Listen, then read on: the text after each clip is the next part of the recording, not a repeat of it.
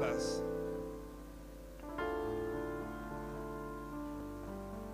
Merci au groupe de louanges, merci aux musiciens,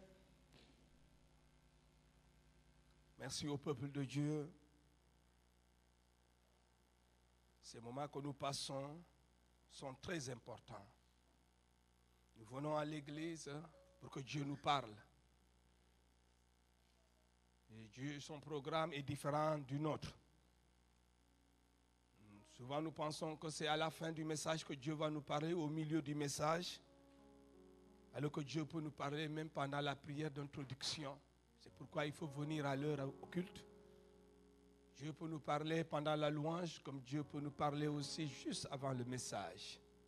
Personnellement, j'ai senti Dieu me parler tout à l'heure alors que nous étions en train de proclamer ces merveilleuses paroles. J'ai senti Dieu me rappeler beaucoup de choses, beaucoup d'événements dans ma vie. J'ai senti que c'est vrai que Dieu parlait, s'adressait à quelqu'un, mais je faisais partie de ce quelqu'un-là. J'étais aussi ce quelqu'un à qui Dieu s'adressait aujourd'hui. Alléluia. Et j'en suis béni, j'en suis fortifié. Parce qu'il y a plusieurs événements dans la vie qui nous font douter qu'il nous aime, qui nous font douter qu'il est avec nous. Mais ce matin, il nous rassure. Ce matin, il nous rassure. Il était dans la barque, il dormait, mais il était là. Il dormait, mais il maîtrisait la situation. D'un seul cri, il a calmé les vagues, il a chassé les démons qui agitaient la mer et il a sauvé les disciples. Il n'a pas changé. Je suis le même hier, aujourd'hui. Ne doit pas rester un simple slogan pour nous. Gardons la foi. Gardons la foi. Alors ce matin, nous continuons le message que nous avons commencé il y a 2 dimanches sur une église ou une vie enflammée, une église enflammée. Et avant cela, je voudrais rappeler à tout le monde que à partir de ce mercredi, c'est bien ce mercredi 5, est-ce que tout le monde est d'accord avec moi que ce mercredi prochain, c'est le 7 février, sur prochain, hein? Ah, pour moi, je pensais que même on commence ce mercredi. Hein? Excusez-moi alors, je suis trop pressé que cet événement arrive. Hein? Donc c'est le mercredi sur prochain alors, le 7. Alors, nous avons notre grand séminaire, le tout premier programme de l'année de la conquête. Et voilà, enflammé pour conquérir. Ce séminaire est un séminaire à caractère d'évangélisation du 7 au 11 février, deuxième édition. Alors, enflammé pour conquérir. Et l'évangéliste est prêt avec une forte délégation qui vient du Togo. Alors, soyons prêts à les accueillir. Soyons prêts à nous mobiliser, à se mobiliser. Mobilisons nos amis, nos collègues, mobilisons nos voisins, parce que c'est un séminaire à caractère d'évangélisation. Vous savez, notre église est fortement attachée à l'évangélisation. Nous sommes une église qui croit fortement à la puissance du Saint-Esprit avec laquelle on peut gagner des âmes. C'est pourquoi nous disons cette année, enflammé pour conquérir. Donc, préparons-nous pour ce grand événement. La délégation vient du Togo et l'année passée, nous étions fortement bénis, puissamment encouragés. Et je sais que cette année, Dieu fera plus que ce qu'il a fait l'année passée. Il ne va pas répéter ce qu'il a fait l'année passée, parce que notre Dieu n'est pas un Dieu de routine. Amen. Dis à ton voisin, amène quelqu'un à ce programme. Gagne une âme. Nous avons promis au Seigneur de gagner au minimum 2 personnes d'ici la fin de l'année. Dès le premier programme, tu peux gagner une âme. Invite-le au programme. Amen. Que Dieu vous bénisse. Donc, je vous invite sans plus tarder à ouvrir vos Bibles dans Jean chapitre 8. Jean chapitre 8, nous lisons à partir du verset 12. Ensuite, nous lisons Matthieu chapitre 5.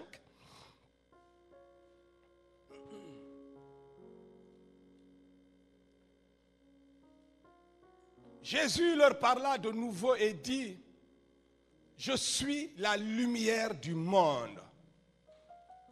celui qui me suit ne marchera pas dans les ténèbres, mais il aura la lumière de la vie. Verset 13, là-dessus, les pharisiens lui dirent, tu rends témoignage de toi-même, ton témoignage n'est pas vrai. 14, Jésus leur répondit, quoique je rende témoignage de moi-même, mon témoignage est vrai, car je sais d'où je suis venu et où je vais. Mais vous ne savez d'où je viens ni où je vais. Amen. Nous ajoutons à ce passage le passage de Matthieu 5. Matthieu chapitre 5.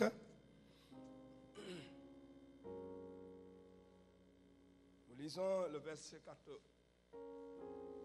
À partir du verset 14. Jésus dit, vous êtes la lumière du monde. Remarquez que dans le premier passage, Jésus met l'accent sur sa propre personne. Il dit, je suis la lumière du monde. Mais dans le passage de Matthieu, Jésus s'adresse aux disciples. Il s'adresse à nous, à l'église. Et il dit, vous êtes la lumière du monde. Une ville située sur une montagne ne peut être cachée. 15. Et on n'allume pas une lampe pour la mettre sous le boisseau, mais on la met sur le chandelier et elle éclaire tous ceux qui sont dans la maison. Continue, 17. Que votre lumière luise ainsi devant les hommes, afin qu'ils voient vos bonnes œuvres et qu'ils glorifient votre Père qui est dans les cieux. Amen. Alléluia. Ces deux passages, pour moi, sont extrêmement importants pour nous. Comme je le disais, dans Jean, Jésus dit, je suis la lumière du monde. Il est la lumière du monde. Mais dans Matthieu, il dit, vous êtes la lumière du monde. Alléluia. Comme pour nous dire que ce que lui, il est, c'est ce que nous sommes aussi. Amen. C'est intéressant pour nous de comprendre que nous sommes exactement ce que Jésus était quand il était sur la terre. Et que nous devons jouer le même rôle qu'il a joué sur la terre. Alors qu'il était là, marchant dans les rues de Béthanie, dans les rues de Nazareth, de la Galilée, sur le long du lac de Galilée, alors qu'il marchait dans les rues de Jérusalem, ce qu'il était, la manière dont il impactait son monde, il nous charge de la même façon d'impacter notre génération, d'impacter notre monde, la façon dont il a transformé son monde. Il s'attend à ce que nous transformions notre monde de la même façon.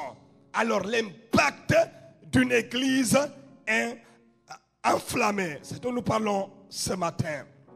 Alléluia. Matthieu chapitre 5, à partir du verset 1, nous parle de son auditoire, des gens qui l'écoutaient. Il dit, voyant la foule autour de lui, Jésus monta sur la montagne. Et après qu'il fut assis, ses disciples s'approchèrent de lui. Ses disciples,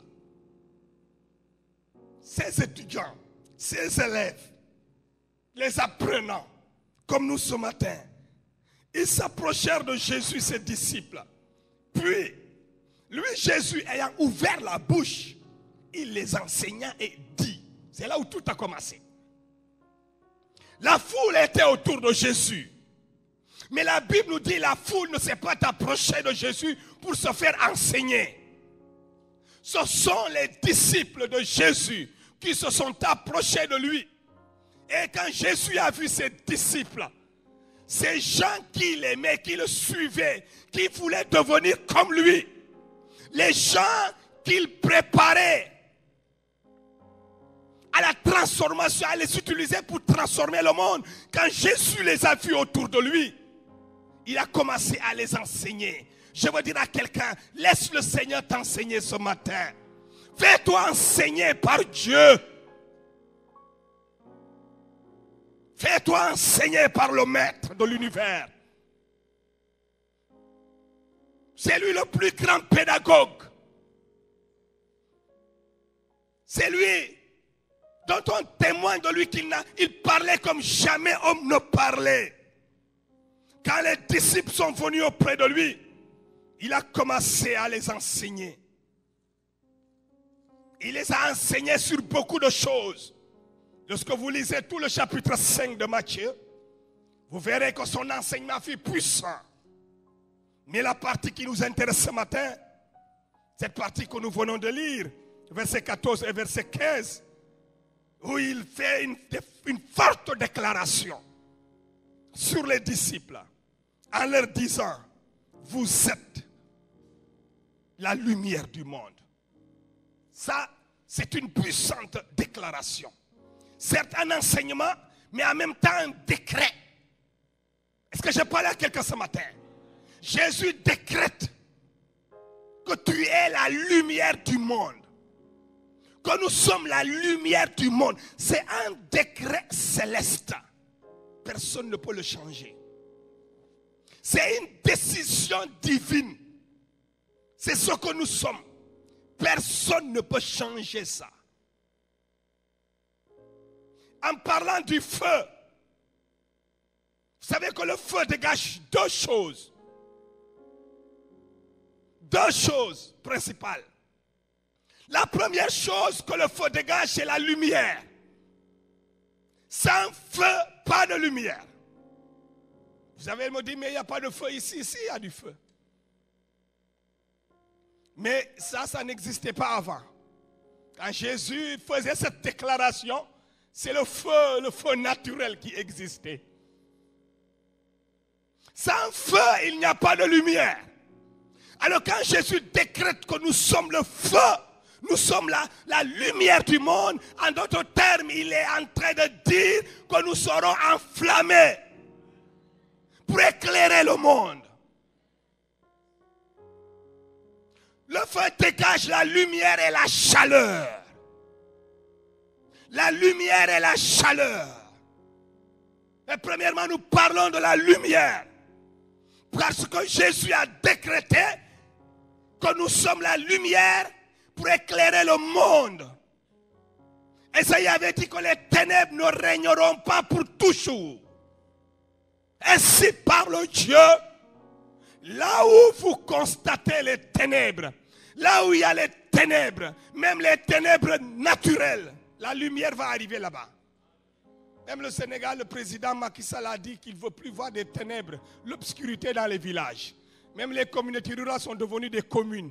Et ils ont commencé un grand projet qui consiste à électrifier tout le monde rural. Il dit qu'il ne veut plus voir l'obscurité au Sénégal, même dans les bidonvilles, même dans les villages, même dans les campements, il y aura de l'électricité. Alléluia. Parce que Dieu, Macky Sall a pu dire ça parce qu'il y a des milliers d'années, Dieu avait dit que les ténèbres ne régneront pas pour toujours. Il y a une partie spirituelle, mais il y a une partie naturelle, physique des choses. Mais nous sommes les artisans de la totalité de la lumière de Dieu. Nous détenons la totalité de la grâce, la totalité de la miséricorde de Dieu qui voudrait que tous les hommes vivent dans la lumière naturelle et spirituelle. Est-ce que je parle à quelqu'un ce matin? Parce que pendant longtemps, nous avons simplement considéré l'aspect spirituel, alors qu'il y a une dimension aussi naturelle des faits. Ce n'est pas pour rien. Lorsque Dieu crée l'homme, il le place dans son jardin où il y a tout. S'il n'y avait pas d'électricité dans cette salle, il serait difficile qu'on s'entende. Alléluia.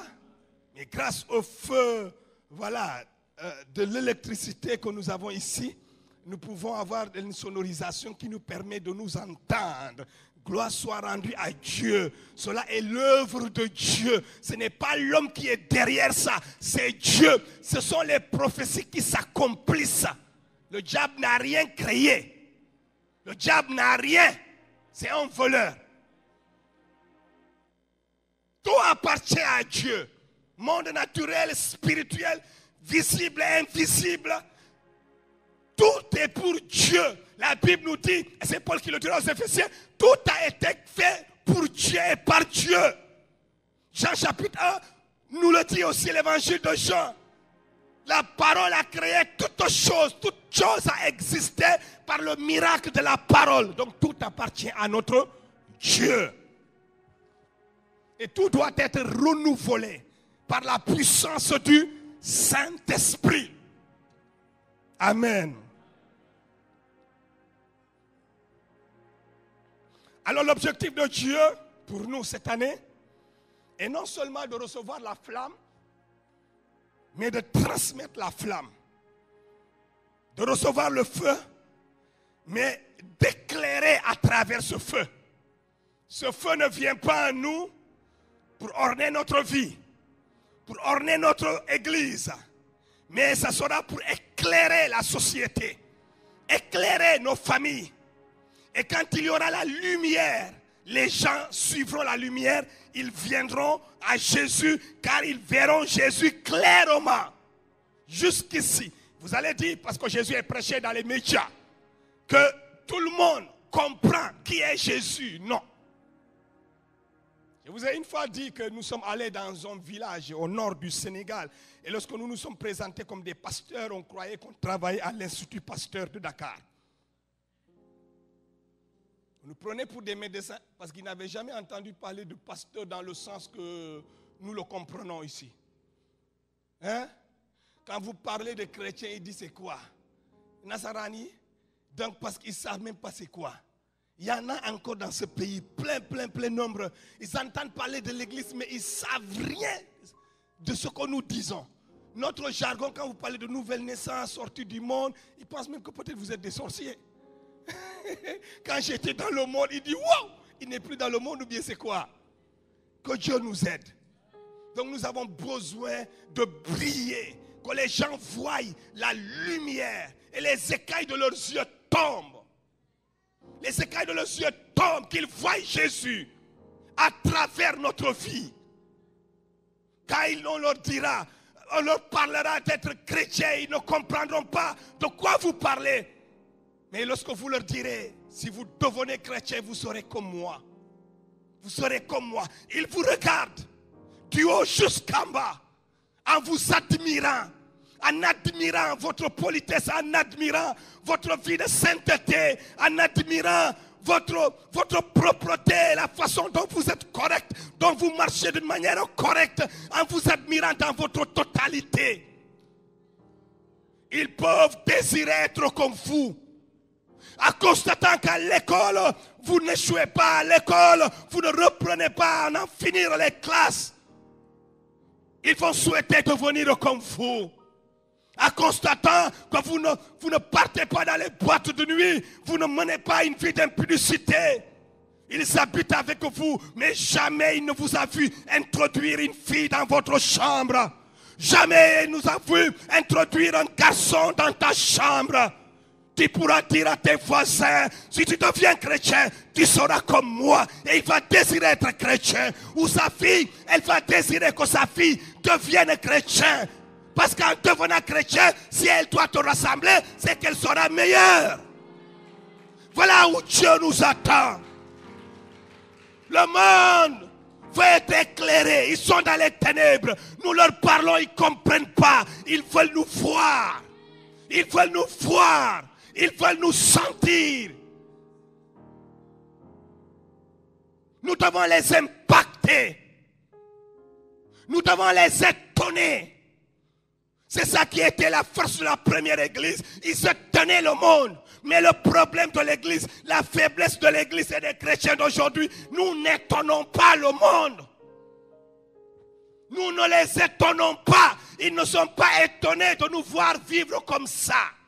Certains pensent que ce n'est pas possible pour un jeune garçon de vivre sans femme jusqu'au mariage. Ils pensent que ce n'est pas possible. Nous allons les prouver que c'est possible. Et il ne s'agira pas de leur dire ça. Ça, c'est trop facile.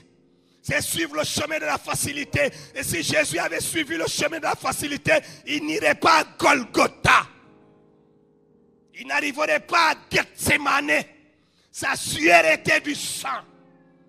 À Gethsémane, il a commencé à laver nos péchés. À Gethsémane, il a commencé à chasser nos démons. À Gethsémane, il a commencé à nous éloigner des ténèbres. C'est à Gethsémane, il a commencé à nous sortir du bois sacré, des forêts sacrées. Ce fut difficile pour lui, il a trop souffert. Ésaïe 53 nous le dit, comme une brebis qu'on mène à la boucherie, mais il n'a point ouvert sa bouche. Il n'a point ouvert sa bouche. Il a choisi le chemin le plus compliqué, le plus douloureux, le plus difficile, le chemin de Golgotha. Aller jusque sur la montagne. Aller juste sur la montagne. Ses mains furent percées, ses pieds percés, son côté percé, une couronne d'épines sur sa tête. Il a choisi le chemin le plus difficile, le plus compliqué. Pourquoi, frère? Pourquoi, sœur? Tu vas choisir un raccourci? Pourquoi tu veux éviter ce chemin? Pourquoi tu veux éviter ce chemin? Tu veux impacter, mais tu refuses d'emprunter le chemin de Jésus. Si Jésus a impacté l'univers, a impacté le monde, a impacté nos vies, a changé nos histoires, c'est parce qu'il a emprunté le chemin le plus compliqué. Long, très long, difficile, jalonné de difficultés. Mais ce n'est pas seulement par ce chemin. Il sait qu'il peut impacter le monde. Il peut impacter le monde. Laisse-moi te dire, il n'y aura pas d'autre chemin pour impacter nos mondes, pour nous. Si l'Église a abandonné, a failli par rapport à ça, nous allons chanter, enflammer pour conquérir, nous n'allons rien conquérir. Nous n'allons même pas pouvoir conquérir les insectes. Les insectes. Nous ne pourrons même pas conquérir qui que ce soit, même nos familles. Quand vous parlez de l'évangile, dans certaines familles, ils vous disent si être chrétien c'est devenir comme ce frère-là, celui-là que vous appelez frère là, vous venez le visiter ici dans notre famille. Si devenir chrétien c'est être comme lui, laissez-nous dans l'islam. C'est mieux. Parce que lui là, c'est à l'église vous l'appelez frère, mais ici, il est mauvais. C'est le rebelle de la famille. Ah Seigneur, préserve-nous. Préserve-nous combien de fois notre vie est ténébreuse dans nos familles. Ténébreuse dans nos familles. Aucun membre de notre famille ne peut donner sa vie au Seigneur à cause de notre mauvais témoignage. À cause de la mauvaise vie que nous menons. Aucune personne de notre immeuble ne peut nous attraper par la main pour dire je veux aller aujourd'hui aller avec toi. Je veux connaître son secret. Pourquoi il est toujours heureux. Pourquoi jamais il ne se fâche. Pourquoi jamais on le voit au dehors. Il est correct. On va aller pour connaître quel est son secret. Ah, ce matin, frère, prends un engagement. Prends un engagement. Je pourrais terminer par là, dire amen, mais je te demande de prendre un engagement. Cette année, la conquête va passer par là. Enflammé, nous devons l'être pour conquérir. Pour conquérir. Une vie d'impact, une église qui impacte, c'est une église dont ses membres deviennent des références, des lampes. Des lampes qui quittent les gens, des lumières ambulantes, des lumières dans nos familles, des lumières dans nos familles. Nous allons finir d'éclairer nos familles, nos voisins, les gens de notre génération. À l'école, tout le monde va vouloir devenir comme toi. Je veux être comme lui. Je veux être comme lui. Je veux être comme lui. Mon frère est là, on est de même père, même mère, mes frères. J'allais dire mes frères parce qu'ils sont deux dans ces salles. Mais si je n'avais pas dégagé de la lumière dans ma famille, personne ne serait converti. Ma mère est convertie, Dieu soit béni. Si j'étais un vaurien et je continue à aller à l'église et crier, je peux même porter le titre d'archibishop ou de pape évangélique. Je serais peut-être même le premier pape évangélique, mais je ne pourrais même pas gagner un poulet de ma famille. Et Dieu soit béni. Ils sont nombreux à venir et ils continuent à venir. Chez moi, jamais personne n'a été chrétien avant moi. Et aujourd'hui, une église est établie là. Un pasteur est envoyé là-bas. Alléluia. Je ne vous dis pas ce que je n'ai pas vécu ou ce que je ne vis pas aujourd'hui. Ce chemin est serré. La Bible nous dit que ce chemin est étroit. Ce chemin est étroit. Même dans l'église, peu sont dans ce chemin. Mais c'est le chemin qui mène au ciel. Et c'est le seul chemin qui peut impacter notre entourage et notre vie. Et Bethel ne s'est pas implanté ici pour rien. Nous existons pour impacter ce quartier. Nous voulons que les gens se voient. Que tous ceux qui entrent ici et qui sortent, et une fois je l'ai dit, pendant qu'on était persécutés, je l'ai dit à monsieur le maire. Je dis, monsieur le maire, pendant 20 ans, dis-moi, si une seule fois, tu as vu des gens sortir de notre église avec la cigarette dans la bouche.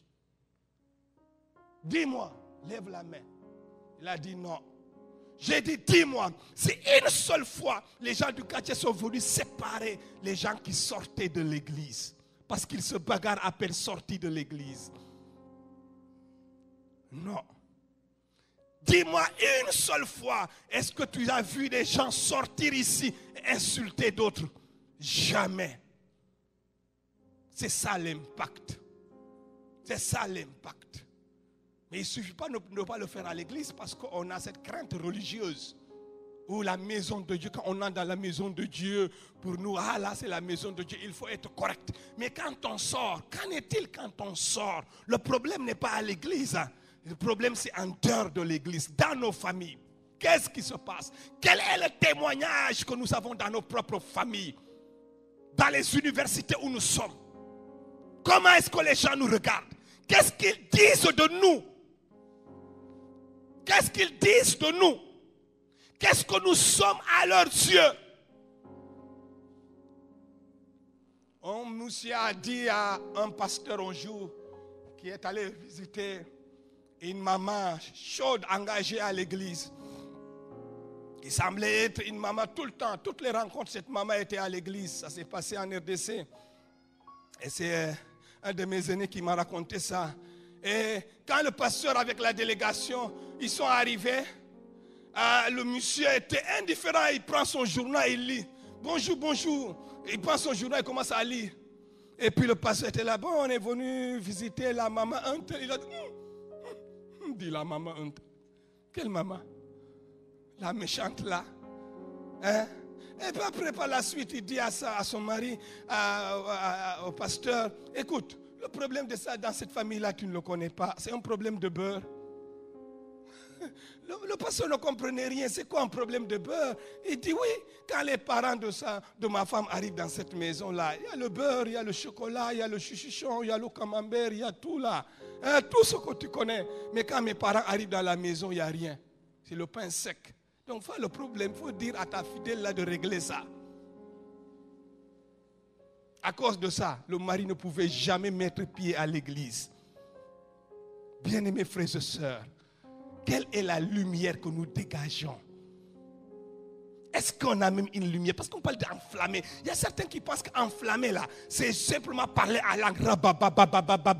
Non, c'est plus que le parler en langue. Ce matin, je veux parler de ta propre vie. Parce que ce n'est pas moi qui l'ai dit, c'est Jésus qui l'a dit. Il dit, vous êtes la lumière du monde. Vous n'êtes pas la lumière de l'église. L'église est déjà enflammée par le Saint-Esprit. Vous êtes la lumière dans le monde, au marché, à la maison, à l'école, au travail. Est-ce que tu viens à l'heure au travail? Ça fait partie de la vie chrétienne. Sinon, tu n'impacteras personne là-bas. Tu n'impacteras pas le patron, tu n'étonneras personne si tu es là réputé de venir chaque fois en retard au travail. Tu as justifié fatigué. Dieu seul sait ce qu'on dit même pour justifier nos absences. et nos retards.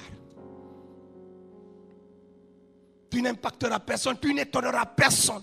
Mais pendant 12 mois, le patron a remarqué que le seul élément qui vient à l'heure et qui rentre à l'heure, ou même après quelques heures de plus, sans réclamer quoi que ce soit, parce que considérant son statut de chrétien et qu'il doit impacter non seulement une entreprise, mais sa nation, que le seul pendant l'année, c'est toi.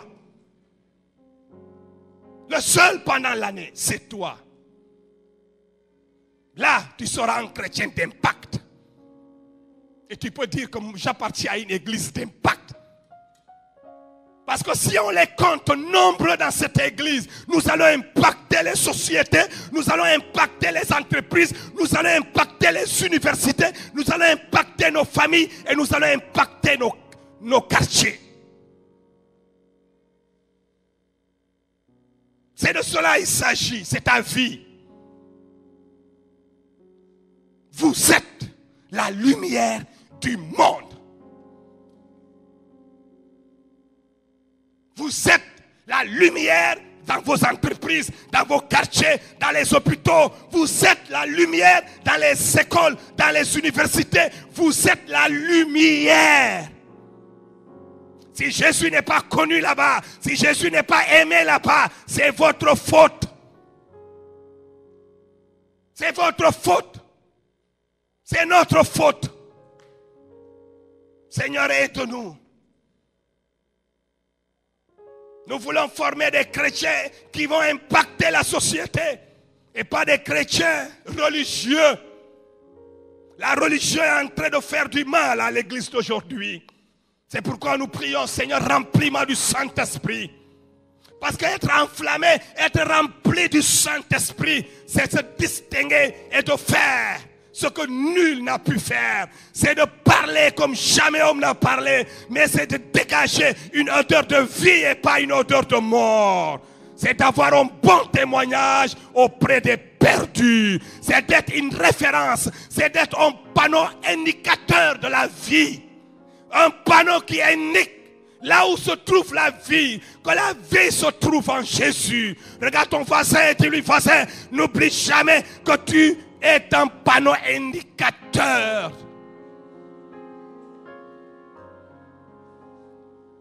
Alléluia. Alléluia. Est-ce que je parle à quelqu'un ce matin? Je sais que dans tel message ne plaît pas à tout le monde. Mais il réjouit le cœur de papa, Dieu. Il réjouit le cœur du maître qui empruntait le même chemin. Il était jeune comme toi. Il a eu 10 ans. Il a eu 12 ans. Et à 12 ans, il a dit, je dois rester dans la maison de mon père et m'occuper de ses affaires. À 12 ans, il s'est occupé des affaires de papa, Dieu. Il s'est occupé de ses affaires à 12 ans. Il était conscient qu'il devait servir Dieu et d'être un panneau indicateur qui allait guider même les chefs religieux vers Jésus, vers la véritable vie. À 15 ans, à 20 ans, 25 ans, 30 ans, on ne l'avait jamais, il n'avait jamais fait scandale.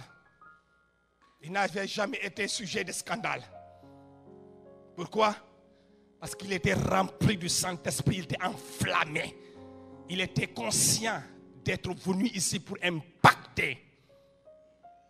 Il était conscient de cela. Qu'il n'est pas venu vivre comme tout le monde, comme les jeunes de sa génération. Comme beaucoup d'entre vous, vous pensez que vous êtes là pour faire comme tout le monde. Et certains même, lorsqu'ils font des fautes et que tu les reprends, ils disent, mais je ne suis pas le seul. Ah, il n'y a pas de autre ici dans le monde. Tu n'es qu'une seule copie. Il n'y en a pas deux. Deux Félix, il n'y en a pas dans le monde. Tu vas le chercher en Inde, en Amérique, partout en Europe, tu ne verras pas un autre Félix en dehors de moi. Je suis unique. Donc si j'échoue dans ma mission d'impacter le monde, parce que Dieu m'a enflammé en faisant cette forte déclaration sur moi, Félix, tu es la lumière de ta génération. Tu es la lumière de ton pays, le Sénégal. Si j'échoue par rapport à ça, si j'échoue, c'est dangereux, c'est grave. Et le cœur de Jésus sera très triste. Dis à ton voisin, tu as l'obligation de réussir. Tu as l'obligation de ne pas échouer.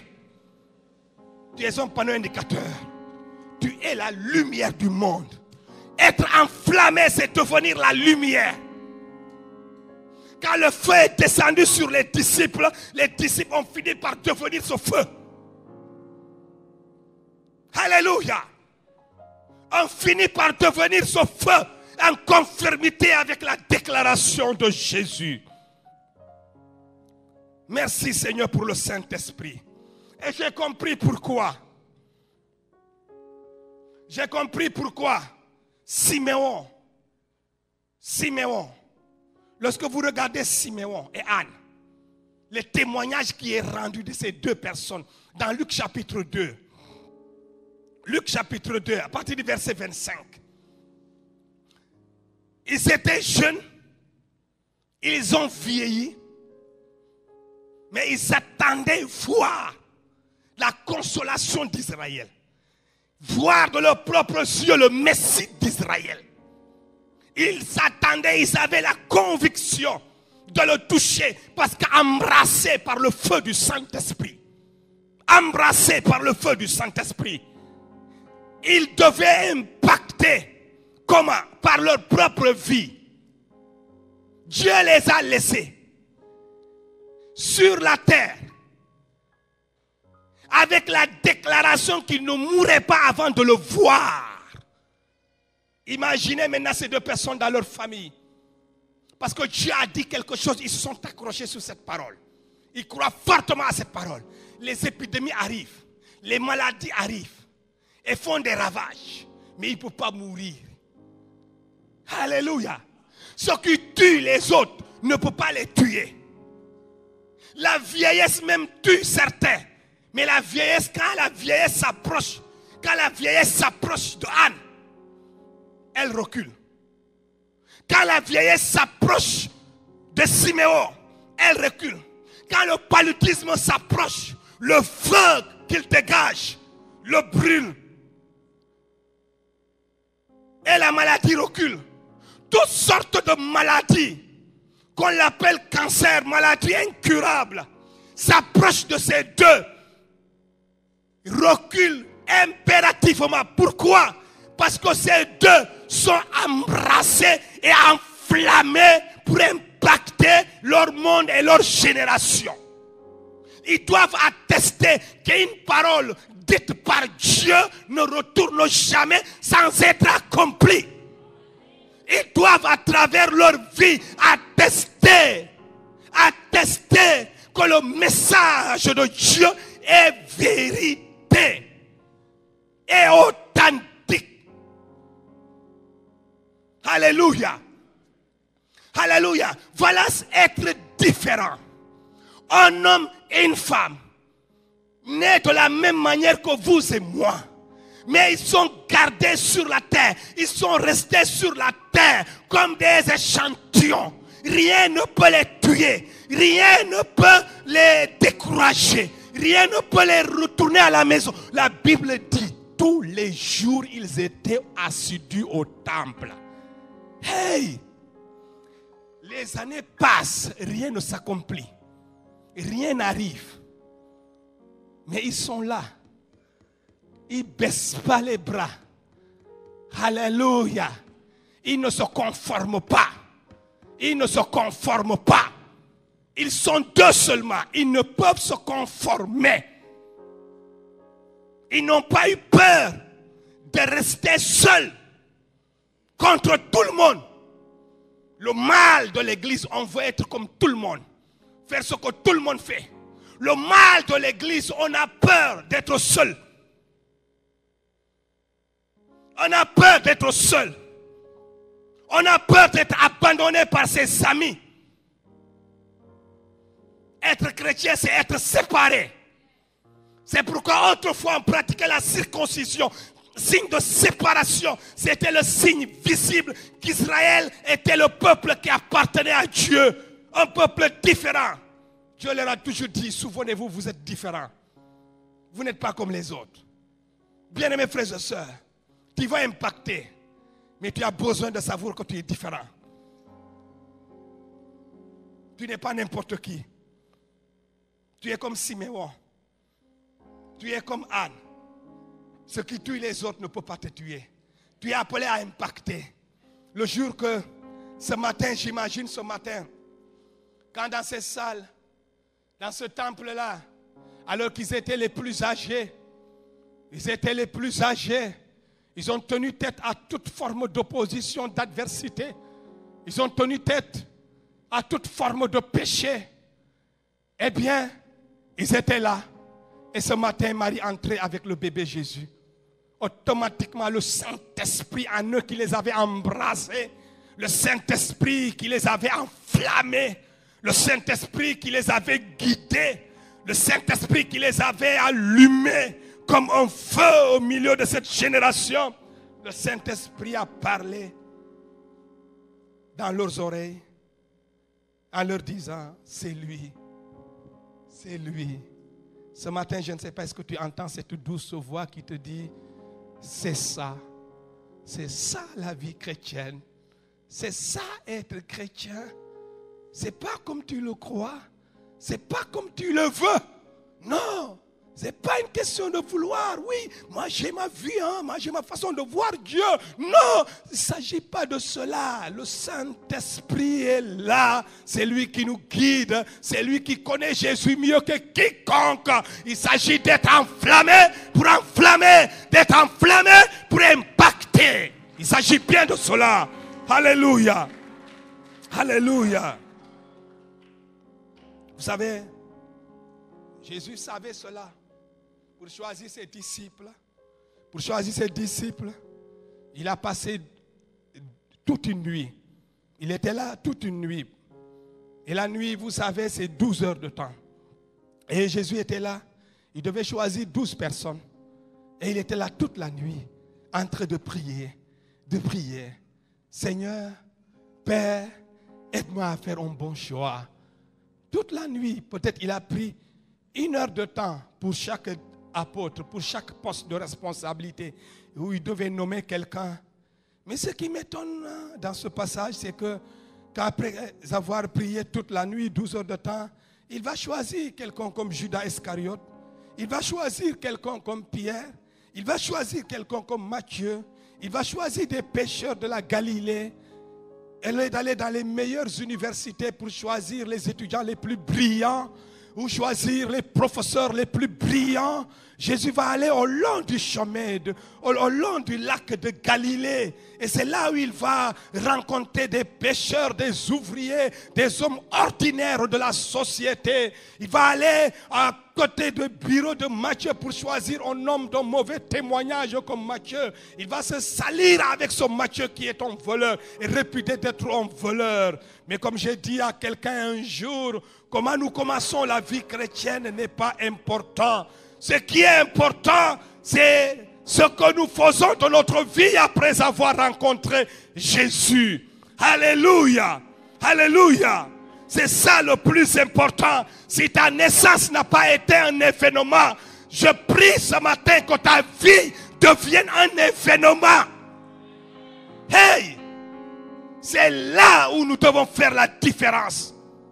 Ma vie n'a pas été un événement. La presse n'a pas été invitée à parler de ma naissance. Mais la presse doit être invitée à parler de ta vie. Alléluia. Quand il y aura une cérémonie pour décerner des prix aux meilleurs employés de notre société. Et tu seras sur le podium. Sur le podium. Parce que tu t'es distingué comme étant le meilleur, comme je le disais tantôt, sur tous les points. plan, celui qui a porté plus de fruits. Parce que la Bible dit, je vous ai appelé, je vous ai suscité pour que vous portiez beaucoup de fruits et du fruit qui demeure. Je m'accroche à cette parole. Je dis, Seigneur, partout où tu me placeras, que ce soit dans une église, dans un département, à l'école, que ce soit dans une entreprise, que ce soit dans le monde des affaires, partout où tu me placeras, je porterai là-bas des fruits et des fruits qui demeurent. Alléluia. Je veux que quelqu'un arrête d'avoir une vision religieuse de Dieu et saisisse la vision spirituelle de Dieu. Le mal de l'église, c'est que nous avons une vision religieuse des choses, au lieu d'avoir une vision spirituelle des choses. Nous séparons la vie chrétienne, la vie à l'église, de la vie de tous les jours. Nous sommes chrétiens à l'église, mais ailleurs, on n'est pas chrétien. Seigneur, aide-nous. Alléluia. Est-ce que je parle à quelqu'un ce matin? Nous devons être chrétiens partout. Partout, nous sommes chrétiens. Partout, nous éclairons. Parce que nous sommes la lumière du monde. Nous sommes la lumière du monde. Et c'est Jésus qui l'a dit. C'est Jésus qui l'a déclaré. Des hommes dans la Bible, lorsque nous lisons dans Jérémie chapitre, nous allons lire dans Jérémie, bientôt je vais terminer. Dans Jérémie chapitre 20, verset 9. Lisons Jérémie chapitre 20, verset 9. Alléluia. Nous sommes lumière et feu, appelés à éclairer, appelés à brûler. Jérémie dit, et si je dis, je ne ferai plus mention de lui au travail, je ne ferai plus mention de lui à l'école, parce que là, la dernière fois, on a failli me tuer, on a failli me lapider. Alors, je ne parlerai plus en son nom. Je ne peux plus, je n'ai plus le courage de parler en son nom. Il y a dans mon cœur, oh, je prie ce matin, que dans le cœur de quelqu'un, un feu arrive, un feu dévorant. Oh, Dieu envoie dans le cœur de quelqu'un ce matin ce feu. Jérémie dit, il y a dans mon cœur comme un feu, comme un feu, comme un feu dévorant, comme un feu dévorant. Et ce feu est entré dans mes os. Oh, ce matin, je prie.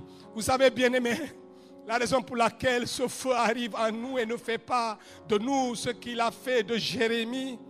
Jérémie finalement a été embrasé, impacté, et au milieu de sa génération, il a brillé comme des flambeaux. Il a brillé comme des flambeaux. Il a éclairé sa société. C'est parce que Jérémie a laissé ce feu le pénétrer. Ce feu ne s'est pas arrêté sur ses habits. Ce feu ne s'est pas arrêté sur sa peau. Ce feu ne s'est pas arrêté dans sa chair. Ce feu a traversé les habits de Jérémie. Beaucoup de chrétiens ont ce feu, mais sur leurs habits. Sur les habits, sur les costumes qu'ils amènent à l'église. Le Seigneur m'a dit ça en venant. Il m'a dit, parle à mon église, parce que beaucoup semblent avoir le feu, mais le feu est sur les robes qu'ils portent. Certaines, même quand elles portent un habit magnifique, là, c'est là où il y a l'onction, c'est là où ils dansent à l'église. Quand ils n'ont pas porté un habit neuf, ils ne dansent pas à l'église. C'est vrai. Vous allez voir ce que la plupart de ceux qui dansent, pas tout le monde, bien aimé. Je sais de quoi je parle, le Saint-Esprit me l'a dit. Je ne suis pas à vos côtés dans vos maisons pour regarder ce que vous portez. Mais il y a certains, quand ils portent un habit neuf, ils viennent de coudre un habit neuf. C'est en ce moment qu'ils viendront devant danser. Regardez mon habit. Et ils disent qu'on pense qu'ils dansent pour Dieu, mais ils sont en train de dire, regardez la robe, la belle robe que j'ai portée. L'onction est sur l'habit. Je veux dire à quelqu'un, laisse l'onction pénétrer l'habit, aller au-delà de ton habit. Laisse l'onction de Dieu aller au-delà du vêtement, des chaussures, de la chevelure, aller au-delà de ton ornement.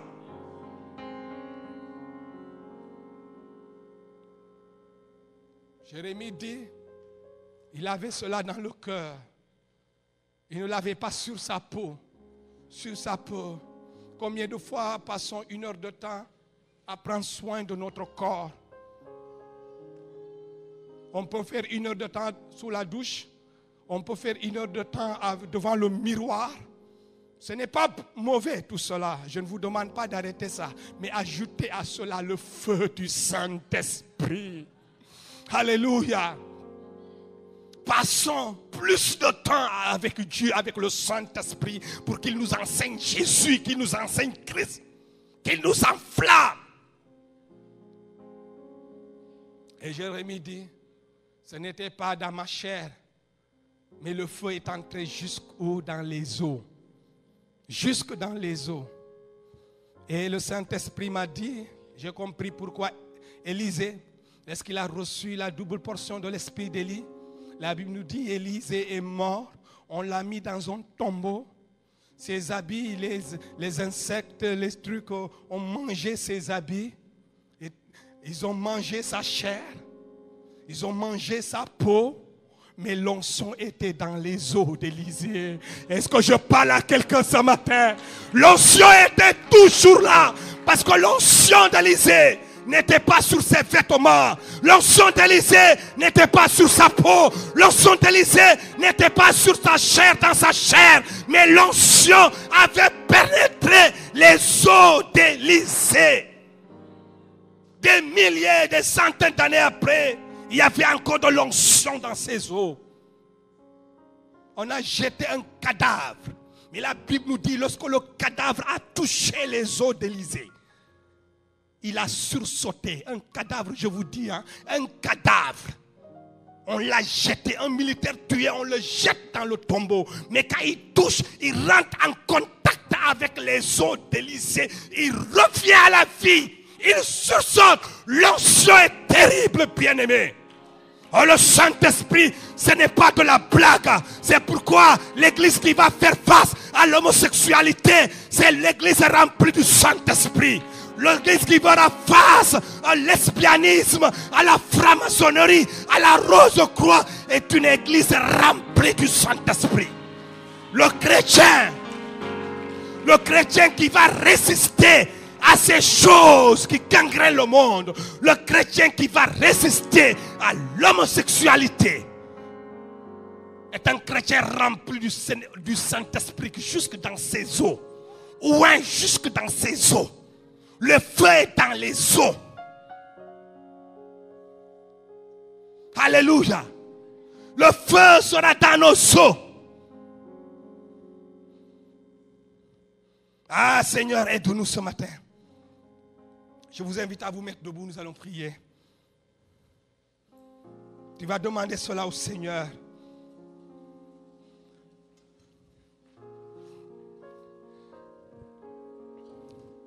L'Église a plus que jamais besoin de cette flamme pour impacter le monde.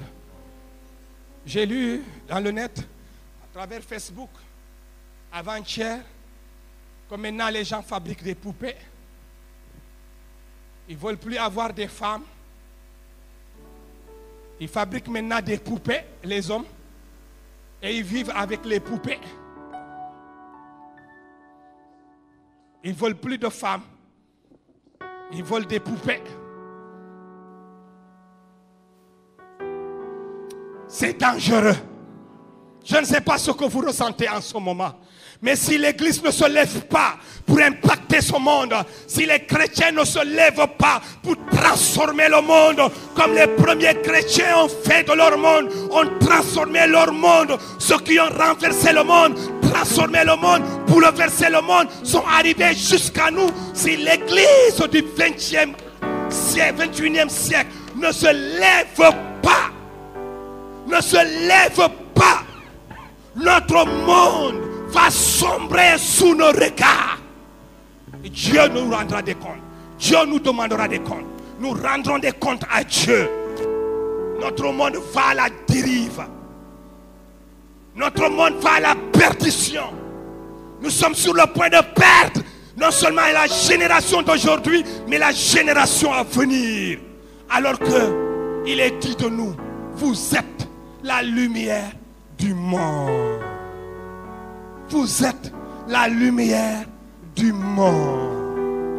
Le monde de Paul Les hommes ne vivaient pas avec des poupées. C'est un autre monde où les hommes vivent avec des poupées. Où est l'église qui va dénoncer ça? Et qui ira plus loin de former des chrétiens, des hommes et des femmes qui iront en conquête, qui iront combattre comme des guerriers, qui se lèveront comme des David. La Bible nous dit, ah, j'entends cette belle musique, Saoul était animé par des démons. Mais quand le jeune David, ah, c'est ici où j'entends ça, je pense que c'est la guitare. Quand le jeune David jouait sa harpe, quand le jeune David jouait sa harpe avec l'onction de Dieu dans ses os, la Bible nous dit, les démons qui habitaient Saoul fuyaient, fuyaient pendant que David jouait la musique. Où sont ces musiciens aujourd'hui? Où sont-ils aujourd'hui? Où sont ces chantres ce matin? Quand tu prends le micro, tu dis Alléluia. Les démons, les démons, les démons fuient. Où sont-ils? Où est cette génération de chanteurs, de choristes, de musiciens? Où sont ces jeunes? Où sont-ils ce matin? Où sont-ils ce matin? En un seul cri, en un seul cri, les démons fuient Saoul. Et la Bible nous dit, Saoul revient à lui-même. Saoul revient à lui-même. Saoul revient à lui-même. Notre génération peut revenir à elle-même. Les hommes peuvent revenir à eux-mêmes. Si et si seulement, enflammés que nous sommes, jusqu'aux os, nous laissons cette lumière se dégager, envahir notre monde. Vous êtes la lumière du monde. David était la lumière de Saoul. David était la lumière d'Israël. Quand Israël était dans la peur, David se levait. David se levait au nom de l'Éternel des armées pour délivrer son peuple.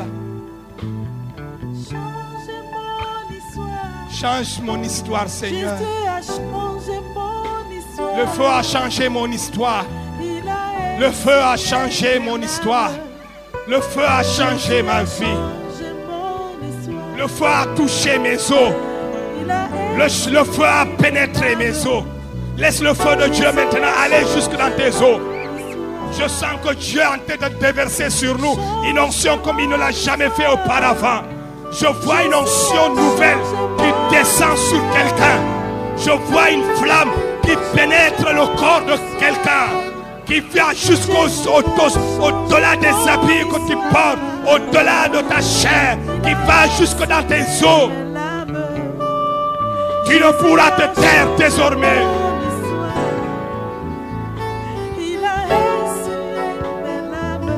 Merci Seigneur.